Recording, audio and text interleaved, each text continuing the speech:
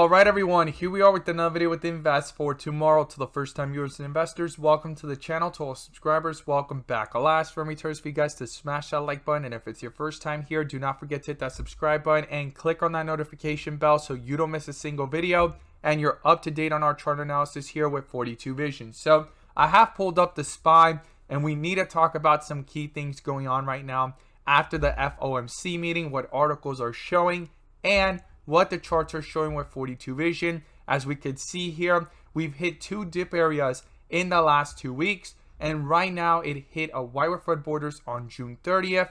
It jumped up, then it consolidated, and it finished off a rip area here on July 1st, pulled back down yesterday, hit another dip area, and reversed into a rip area going into today's meeting. Now, does this mean the stock market is going to continue to go higher? Well, we need to look at the bigger picture, the bull and bear indicators, and so forth. But before we pull it all up, I want to share with you guys the home run opportunity I mentioned this morning over at the Discord. So the home run of the day was spectacular and beyond expectations. And if you guys want to know about these stocks early on in the pre-market and receive this edge in clarity with 42 Vision, check out the link down below in the description to the Discord. And by joining, you'll become part of a growing community of investors, all looking to learn and grow together. So these are the two stocks I mentioned this morning, and both of them gave jumps of 5 to 10%, 10% plus, but one of them turned out to be a home run, and that was IINN. And we caught this one in the pre-market consolidating. It went into strength and jumped up nearly 20% plus in the pre-market, consolidated once again towards the bell, and jumped up another 10%, giving a highest point of possibility of 30% plus, guys, within minutes. If you guys want to know about these stocks early on in the pre-market and receive this edge in clarity with 42 Vision or bull and bear indicators and the transitions within the bars, check out the link down below in the description to the Discord. We look forward to having you join us, and we strive for opportunities like these every single day. Let's jump into these charts. So here we are with the SPY, and as you can see here, it broke through a key resistance level up here at the 382 mark, and it's fighting to hold above it.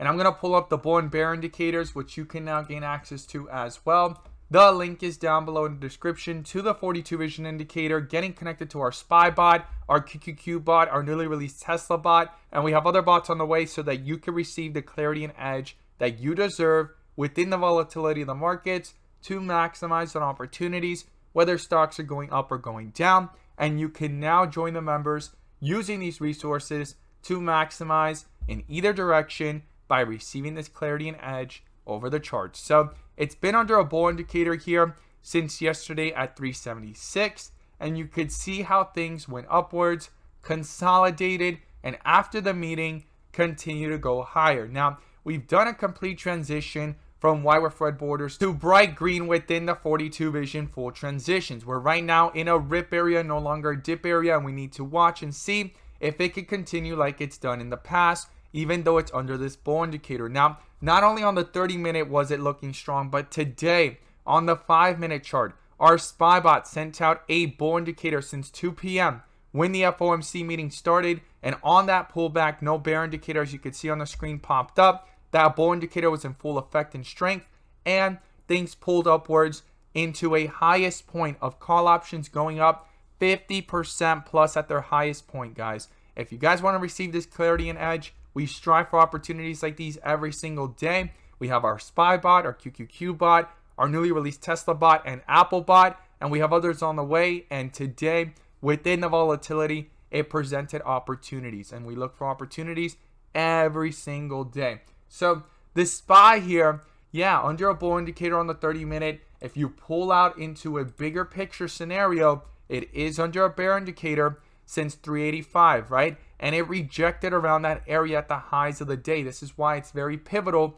to be aware that in the bigger picture, we are under a bear indicator and we need to break back above 385 and back above here at the 390s to see some actual strength and continuation, and a bull indicator that cancels out that bear indicator to continue upwards. Now, in today's meeting, what made the stock market go higher, and is this a fake out or a real breakout? Well, some are actually starting to price in the fact that CPI may start to cool down because a recession is on the way. While none of this is confirmed, this is all speculation and people are just looking at different data points and different actual scenarios and so forth in articles.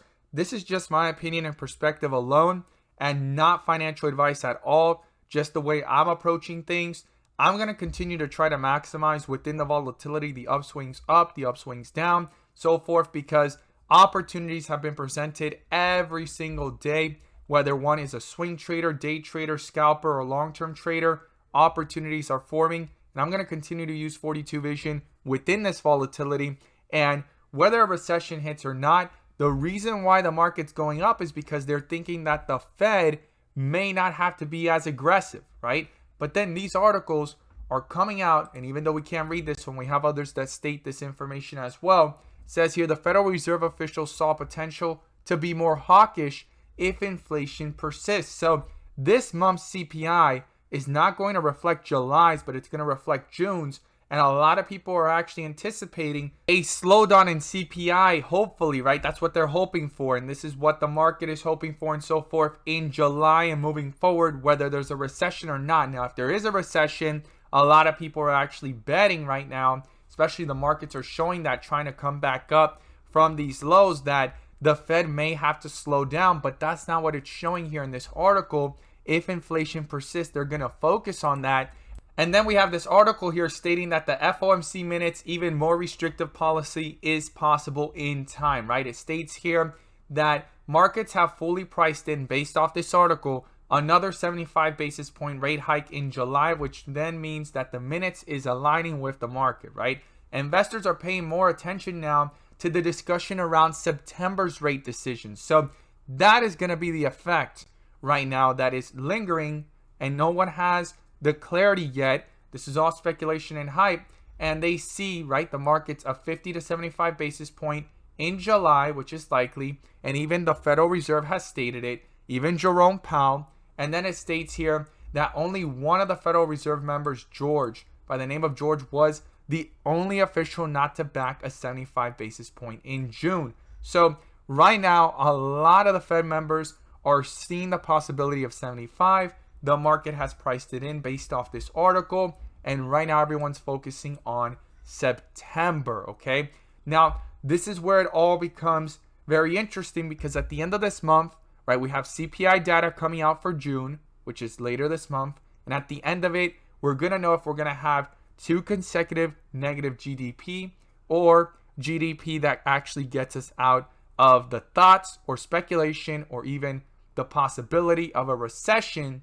And then that means that the Fed may be aggressive or have amplitude to go ahead and make the decisions that they've been focusing on, which is to raise rates and bring down inflation. And that's what their whole entire goal has been, right? And it states here, just in this article, how right now the University of Michigan said in their consumers' long-term inflation expectations were starting to rise more quickly than usual.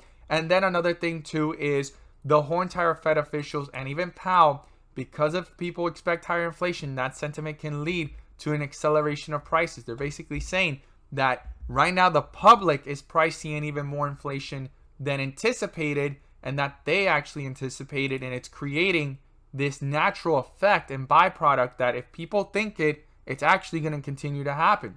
And then it states here, the significant risk that the Fed is actually having now is that elevated inflation could become entrenched if the public began to question the resolve. If the Fed officials combat higher prices, the minute said.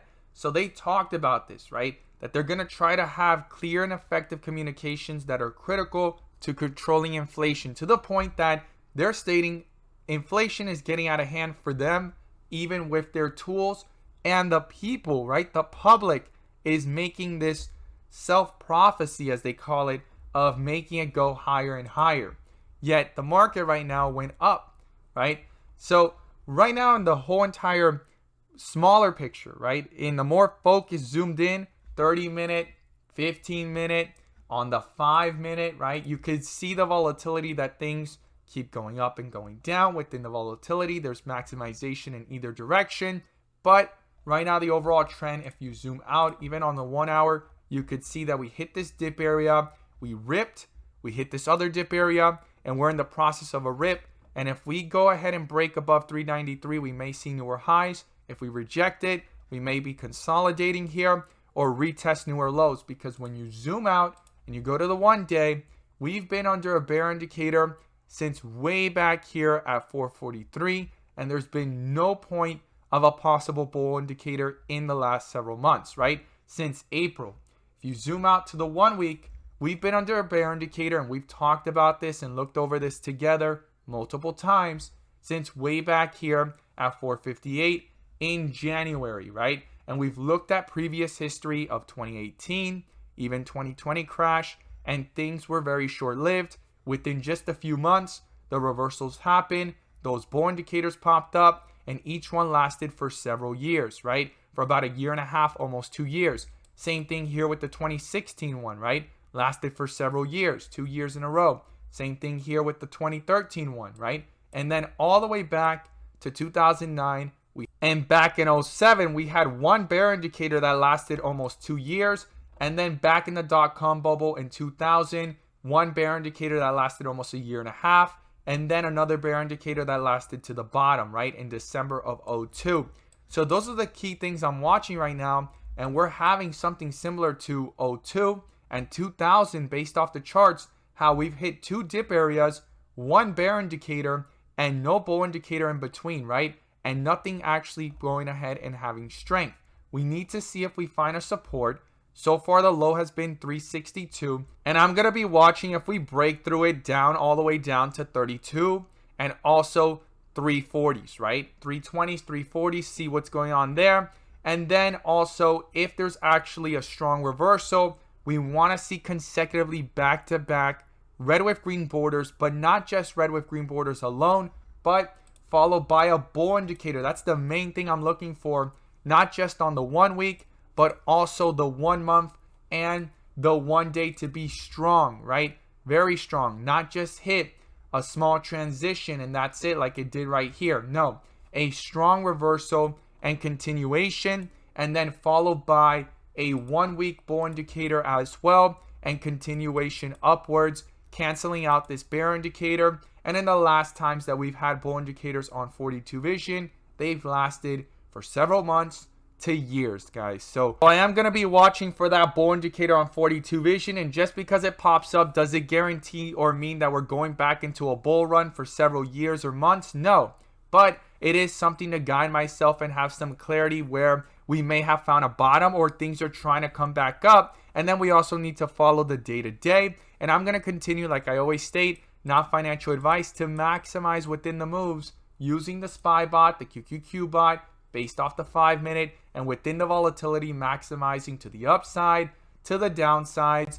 And every single day, we strive for opportunities. All the members are striving for opportunities. And you can see it popping up on the screen, some of the opportunities that they find, not just with the SPY, but the QQQ bot as well, and also with Tesla. And we just released Apple bot, and we have other bots on the way, so that every single investor and viewer that watches my videos and joins and becomes part of the community receives the clarity and edge that they deserve, because there's opportunities every single day. And right now, in the type of markets that we're in, we need to go ahead and maximize on the moves. Or, like I tell myself, I have an option, right? Go ahead and sit out and try to wait for things to kind of settle down and miss out on opportunities. Or I could go ahead and cost average until I feel comfortable of going ahead and making a bigger move, of getting back into the markets when things look much more clear. But in between, I personally believe the volatility is going to continue. Like I always state, this is not financial advice. This is my perspective and opinions alone. I could be completely wrong, but for a swing trader, day trader, or even a scalper or long-term trader, 42 vision brings the clarity that one deserves within the volatility to maximize on opportunities in either direction by actually having the clarity in the charts to make your own rational decisions as an investor, guys. As always, guys, I look forward to seeing your thoughts down below, and I look forward to having those that join us. And as always, thank you guys so much for watching, and let's make some money.